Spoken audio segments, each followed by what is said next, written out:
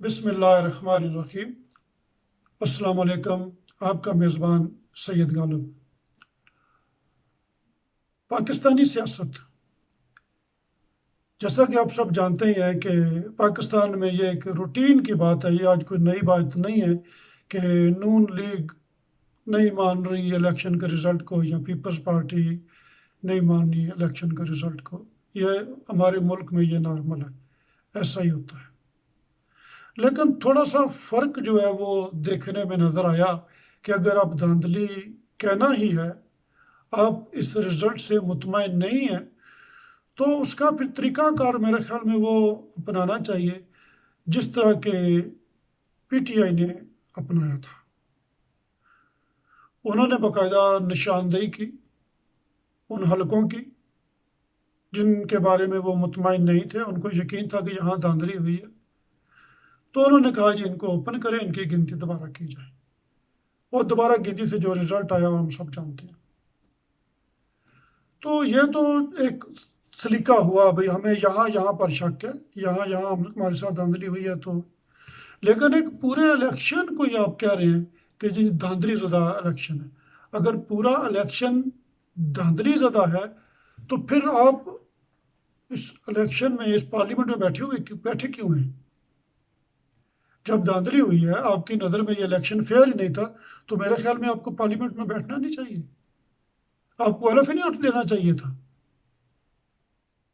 आप हलफ भी उठा रहे हैं, बैठ भी रहे हैं, तनख्वाहें भी ले रहे हैं, सारी मराहत भी हासिल कर रहे हैं, सब कुछ आप वो ले रहे हैं जो नहीं मानने वाला या नहीं मानने वाला इलेक्शन को, हमें तो उसमें फ़र्क नज़र नहीं आ रहा। मज़ा तो तब आए कि आप इलेक्शन को नहीं मान रहे, आप बोले नहीं हम नहीं पार्लियामेंट में, हम हलफ ही नहीं उठाएंगे, ना हम मराहत लेंगे ना तनख्वाह, कुछ नहीं, हम इस इलेक्शन को तस्लीम ही नहीं करते। और पार्लियामेंट में बैठने का मतलब ये है कि पाकिस्तानी कौम जो है वो आपको वोट देती है, मतलब 5 साल के लिए वो आपको एक जॉब देती है, एक नौकरी देती है 5 साल के लिए।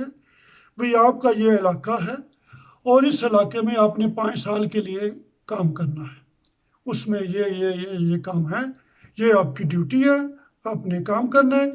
इसके बदले में आपको हम इतनी तनख्वाह देंगे, आपको गवर्नमेंट की तरफ से गाड़ी मिलेगी, घर मिलेगा, टीए डीए वगैरह वगैरह बहुत कुछ, सब कुछ आपको मिलेगा। लेकिन आपने नौकरी अच्छे तरीके से अच्छे बच्चों की तरह नौकरी करनी है। लेकिन आप क्या कर रहे हैं? आप हमारे पैसों से तनख्वाह ले रहे हैं, हमारे पैसों से जो गाड़ी है वो आप चला रहे हैं, क्योंकि उसमें पेट्रोल भी हमारे पैसों का डलता है। सारी की सारी मराहत आप ले रहे हैं, लेकिन हमारे लिए काम आप नहीं कर रहे। कभी आप बाइकाट करते हैं, कभी आप जाते ही नहीं हैं, कभी आप जो है वो मतलब अपने वो लीडर की, आपकी पूरी की पूरी कोशिश होती है कि जो आपका लीडर है उस पर किसी किस्म का कोई मुकदमा बन जाए, उस पर किसी किस्म का कोई इल्ज़ाम लग जाए। वो हालांकि उसका ज़ाती मामला होता है, उसको वो मुकदमा या इल्ज़ाम की जवाबदेही अकेले करना चाहिए। वो सारा कुछ आप मुलाजम हमारे हैं, तनख्वाह आप हमसे लेते हैं, और लड़ाई नवाज शरीफ या जरदारी के आप उधर बैठ के लड़ रहे हैं या इमरान खान के बैठ के लड़ रहे हैं। वजह क्या है? क्या हम पागल हैं या आप पागल हैं? क्या क्या बात है कि क्यों आप तनख्वाह किसी और से लेते हैं, काम किसी और का करते हैं? पाकिस्तानी कौम खुदा का शुक्र है कि जाग रही है और आहिस्ता आहिस्ता मजीद जो है वो बेहतरी आ रही है। लोग अब समझते हैं कि आप लोग जो है वो हमारे मुलाजम हैं, आपको हम तनख्वाह देकर 5 साल के लिए आपकी एक ड्यूटी लगाते हैं कि आपने ये काम करना है। आपने हम लोगों को बेवकूफ़ बनाया हुआ है। वो कोई गाड़ियों के पीछे दौड़ रहा है, कोई फूल फेंक रहा है, कोई ढोल बजा रहा है, कोई ये कर रहा है, कोई वो कर रहा है। काश कभी आप लोग इधर आए, इधर देखें यूरोप में कि इलेक्शन में ये एड़ी चोटी का जोर लगाते हैं तो बंदे कितने इकट्ठे होते हैं। और फिर जब ये मिलते हैं तो लोगों से मिलते कैसे हैं? ये आप लोगों की तरह ऐसे नहीं दो उंगलियां आगे करते, ये पूरे अच्छे इंसानों की तरफ हाथ देते हैं और उसी तरह ही लोग भी आगे से रिस्पॉन्स करते हैं। बल्कि अगर किसी के पास टाइम ना हो तो लोग केयर भी नहीं करते ये कौन। एक दफ़ा एयरपोर्ट का, वियना एयरपोर्ट की बात मैं आपको बताता चलूँ कि मैं वियना एयरपोर्ट पे उधर खड़ा था, तो मैंने महसूस किया कि किसी आदमी के साथ लोग जो है वो फ़ोटोज़ बना रहे हैं। तो मैं भी किसी के इंतज़ार में खड़ा था, तो जब मैंने उधर नज़र की तो मैंने देखा ऑस्ट्रिया का प्राइम मिनिस्टर खड़ा था और लोग कुछ उसके पास आकर तो तस्वीरें बना रहे थे, तो वो खड़ा था। ठीक है, कहाँ खड़ा था? जहाँ सब लोग अपने मेहमानों के आने का इंतज़ार कर रहे होते हैं, उन लोगों में खड़ा था वो। और उधर खड़ा होकर इंतज़ार कर रहा था और उसका साथ एक दोस्त था। इसके अलावा कोई पुलिस नहीं थी, कोई कुछ नहीं था, क्योंकि ये सरकारी काम नहीं था, उसकी प्राइवेट मामला था। उसकी वाइफ सैर करने के लिए गई हुई थी, तो वो वापस आ रही थी अपनी बच्ची के साथ। वो उसको लेने के लिए एयरपोर्ट पे खड़ा था, तो वो अकेला बंदा खड़ा था, साथ उसका दोस्त था।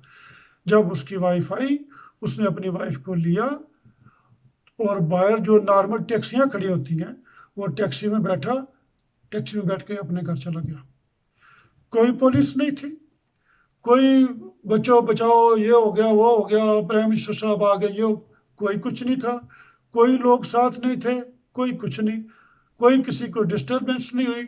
जिसका जी चाह उन्होंने कहा जी हम तस्वीर बनाना चाहते हैं, तो किसी ने बना ली। कुछ लोग साथ ही खड़े थे, वो अपने मेहमानों का इंतजार कर रहे थे।